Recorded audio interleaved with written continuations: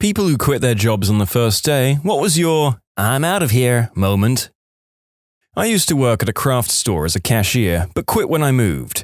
Ended up going back a couple of years later to make some extra cash, but this time in the framing department. During the interview, they swore up and down I would only ever be a backup cashier because I refused to have a full cashier shift. First shift after the interview was listed as framing, but I'm put on cash and told that actually most of my shifts would be cash since they'd found someone else for framing.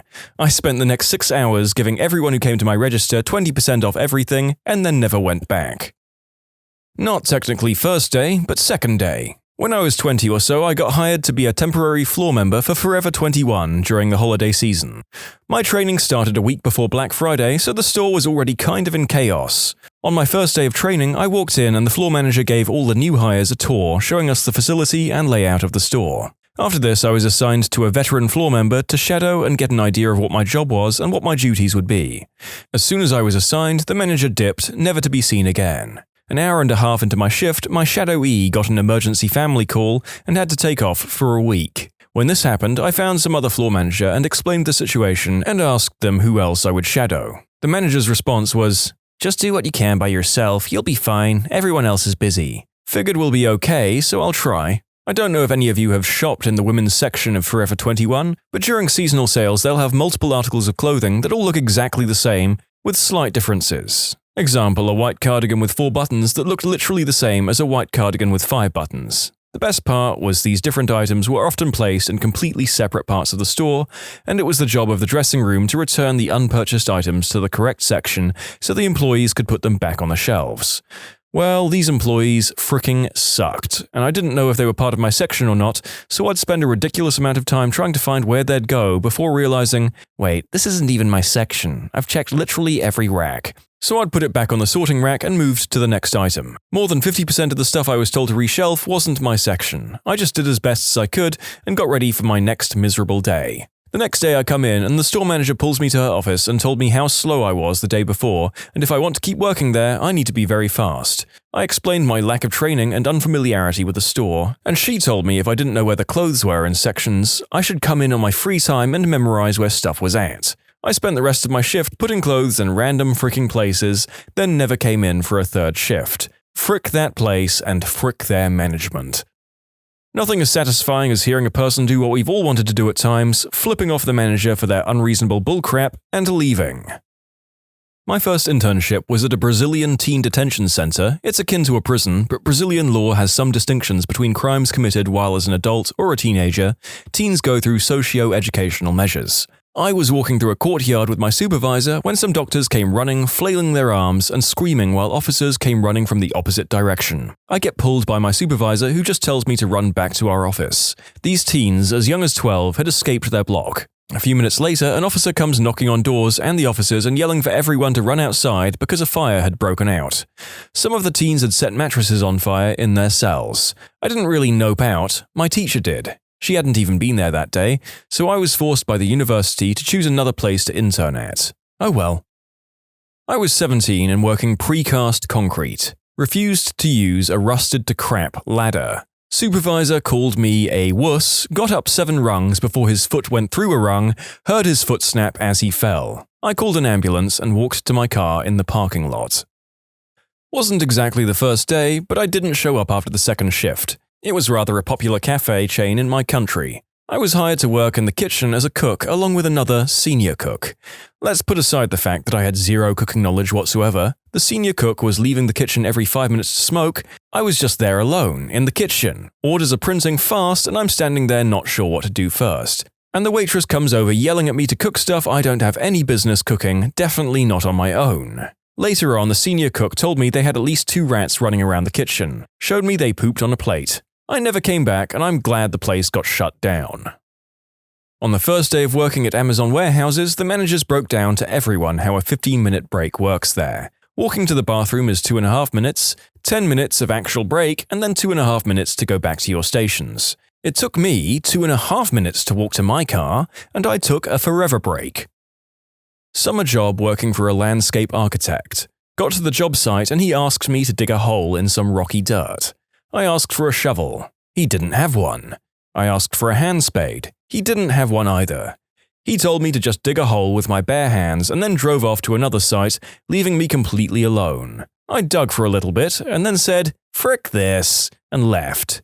Had the job specified that I needed to supply my own tools, I could have, but it didn't, and I wasn't going to work for someone that expected folk to dig through hard, rocky soil with their hands.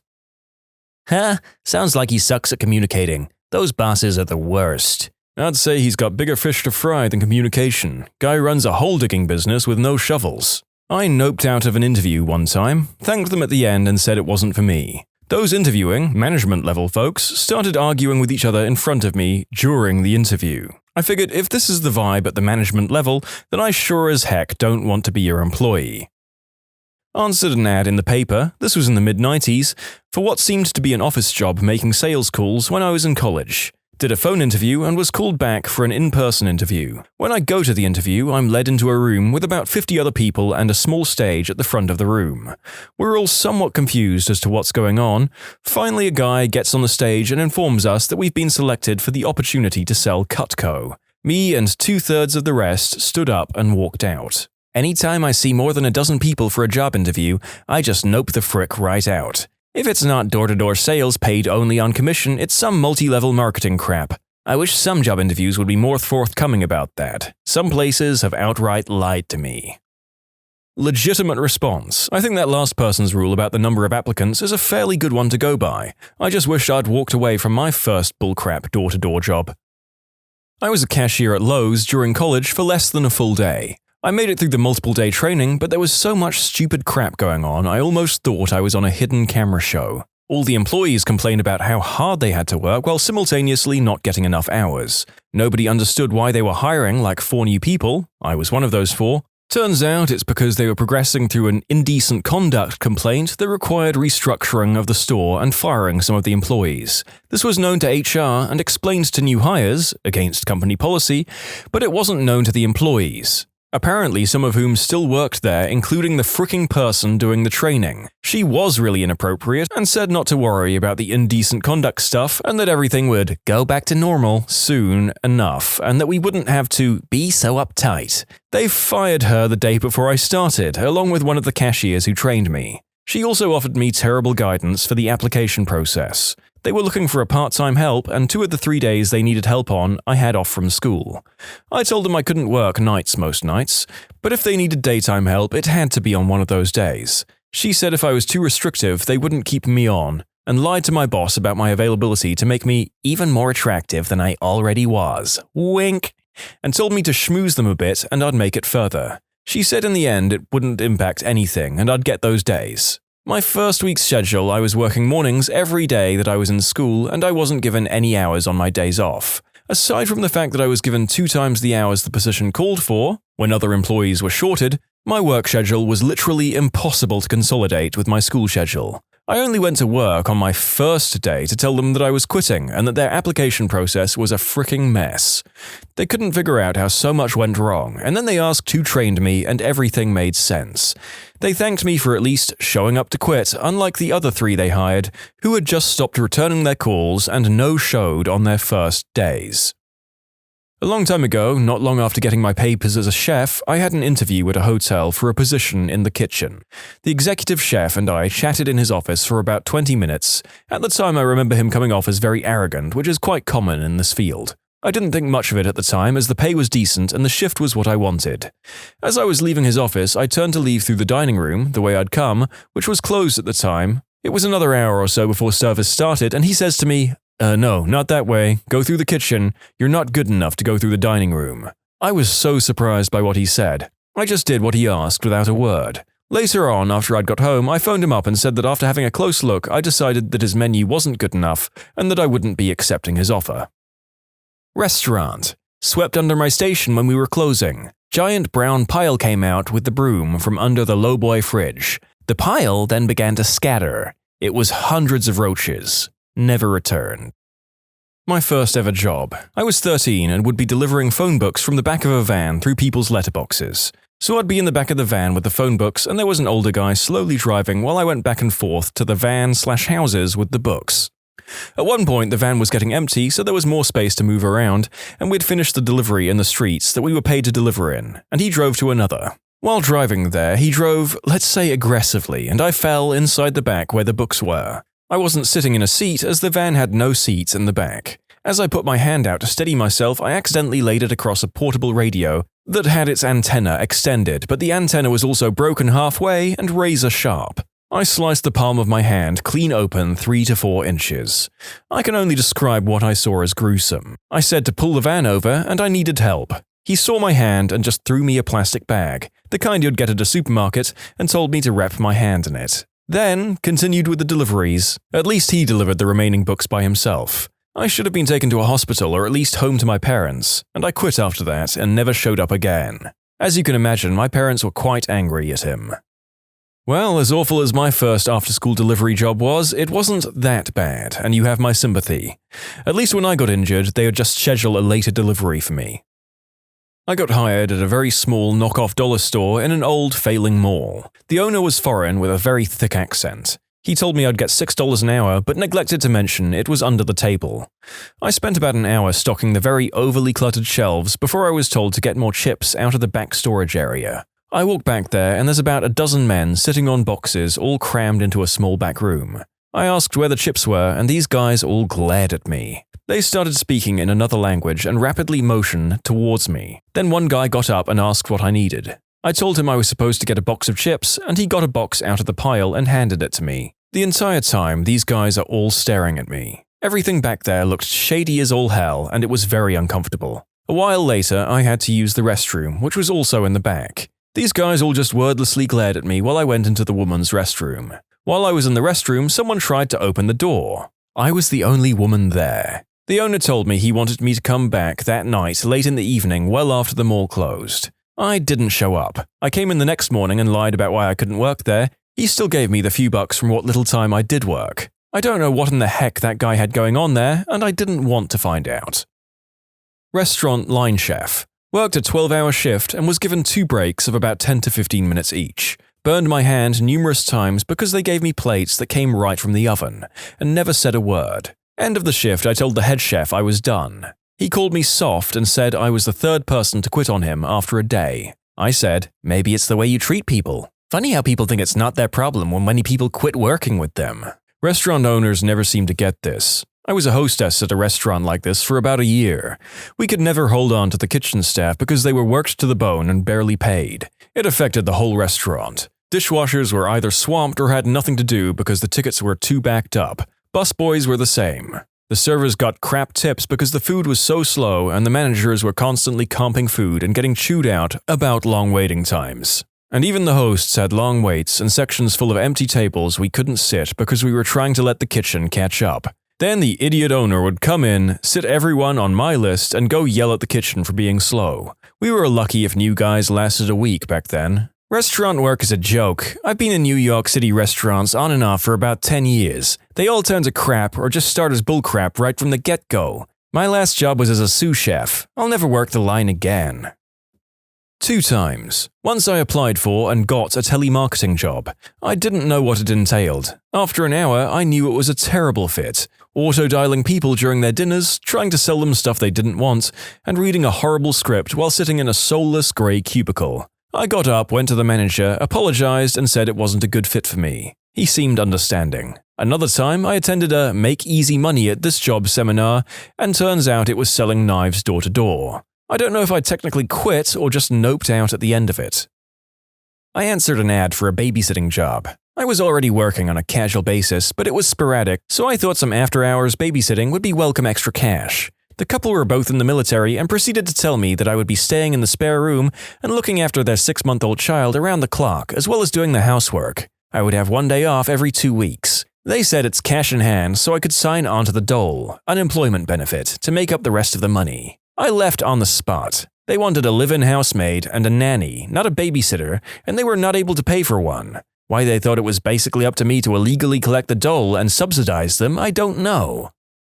Applied for a job at my longtime favorite restaurant, celebrated my birthday there every year. Owner asks me to come in for basically a tryout, as I communicated I was looking at other job possibilities as well. I come in and they just stick me on dishwasher for an hour. No biggie. Then the dishwasher doesn't show up, so the kitchen manager asks me to stay on their lunch rush. Says I'll get paid for the hours. I do. Kitchen staff was nice, so I was happy to help out, even though I figured I'd be taking a different job. I fill out a time card at the end of the shift and tell the manager I probably wouldn't be back. He understands and thanks me for the help. Fast forward a couple of weeks and he tells me to email the owner after I ask him if I should pick up my measly paycheck. I do, and she basically tells me to frick off over text. Tells me it was staging and that she had told me I wouldn't be paid. I respond that I understand, but that I stayed for an extra 3 hours which I was told I'd be paid for. She stops responding, and I decide I want to be petty over the $40, so I get the state labor department involved. Dude goes in there and makes her pay me for the hours, including the first staging hour. Couple weeks later, I got my $40, never went back to that restaurant. In hindsight, I'm very glad I did this, and sharing the story with others in my city, I learned this practice was very common with local restaurants. Hopefully, others learn to stand up for their labor too from my small experience. Secondly, this restaurant closed down a couple of weeks after I got that paycheck. The owner made a long-winded complaint on the Facebook page about how the food culture had changed in the city and her restaurant didn't fit in anymore. Total bullcrap, they were always popular. Most people theorize the terrible mismanagement and employee abuse caught up to her. It's interesting. This story is from about 5 years ago, and I stopped my long restaurant career about 7 years ago. I wonder if there's been any significant transformation in restaurant culture, or if it's still the same exploitative crap, different date. Maybe you modern waiters and chefs can let me know in the comments. More hospo stories to follow. I was a waitress, the only waitress at a just-opened diner. The boss didn't have me sign any paperwork, everything was under the table. But that wasn't what made me quit at the end of the night. In order to get me where he wanted me to go, he would pinch my skirt at the upper thigh, not quite the butt, but very close, and pull me around like it was a leash. Needed me in the kitchen? Rather than call me, he would come out, pinch my skirt, and pull me to the kitchen. Needed me at the cash machine? Again, come over to wherever I was. Didn't matter if I was serving a customer, and he would grab my skirt to pull me. That act, in itself, made some customers uncomfortable. Mind you, one couple left almost 50% tip at the end, but I think it was more out of pity and embarrassment on my behalf. I was supposed to come in the next day, but I called that night and said the job wasn't for me. I came in a couple of days later to turn in my apron, and he just took a wad of cash out of his pocket and paid me then and there. God, he was creepy. I think it was a smart move to quit. When the microwave in the lunchroom was coin activated. This is like when I made my patrons pay money to use the bathrooms at my roller coaster park when the ticket prices weren't cutting it. Amazing move.